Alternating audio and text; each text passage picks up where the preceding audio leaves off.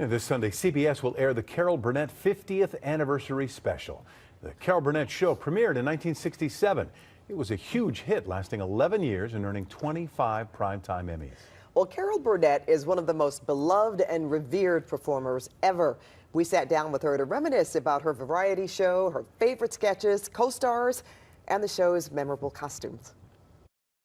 Congratulations on celebrating the 50th anniversary, of the Carol Burnett show. I can't wrap my head around how fast the time went. When I got my show out here in Hollywood, several of the same people who were on the Gary Moore show took the chance and came out. So it was highly organized, and it was like a school schedule. When we taped the show on Friday, we'd do 2 shows, and we'd be out in time to take our guests to dinner.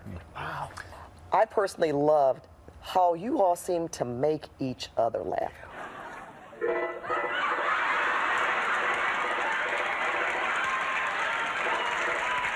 That was the first time I saw Harvey in that outfit. He waited, you know, in rehearsal we never saw it or anything. He waited until we were taping. You have to let the other folks score a touchdown, because that only makes your show better. So a real team effort, and one of your teammates, of course, the great Tim Conway, developed Mrs. Huygens. Yes. Mrs. Huygens, I wonder Hello?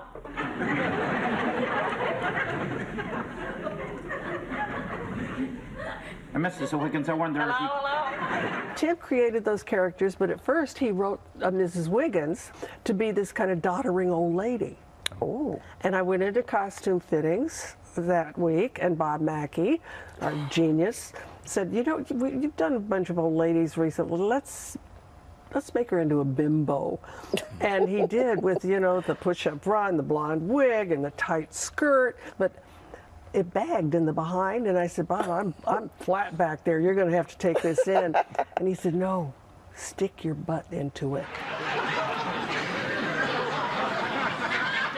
It's amazing that Bob Mackey made, from what we understand, 60 to 70 costumes a week. 276 shows over 11 years. He designed up to or more than 17,000 costumes. Wow. I mean, that's... But this, Carol, this takeoff was one of the best. Oh, I know what you're going to do. What brings you to Tara? The gown is gorgeous. Thank you. I saw it in the window and I just couldn't resist it. Remember going into costume fitting that week, and he said, I've got an idea for the curtain dress.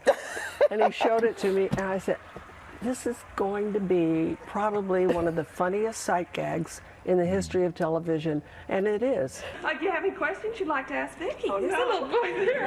How old are you? I don't know.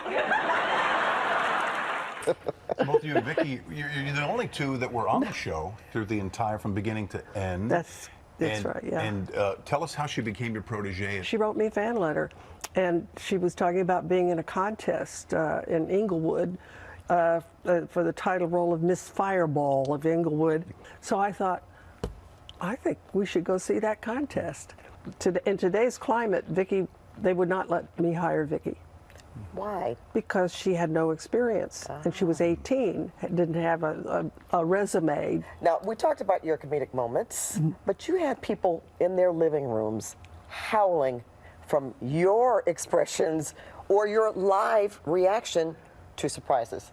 I'm singing this song, and I'm hearing extra laughs from the audience, and I figured something's going on behind me, you know, and I turned around, and there it was, and I was laughing so hard.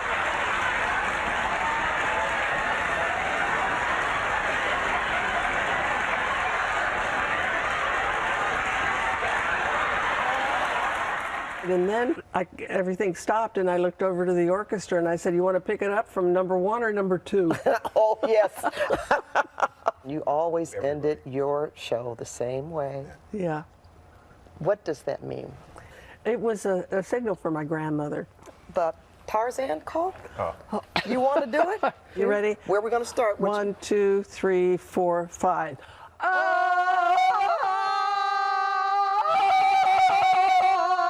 Very good. Yep. Doing the Tarzan call with Carol Burnett was a career highlight for me. Boy, we had so much fun, and she was so gracious. We could have talked for hours, Yeah, right? people ask, what was she like? And you can't, talk about a nicer Genuine. person in this business.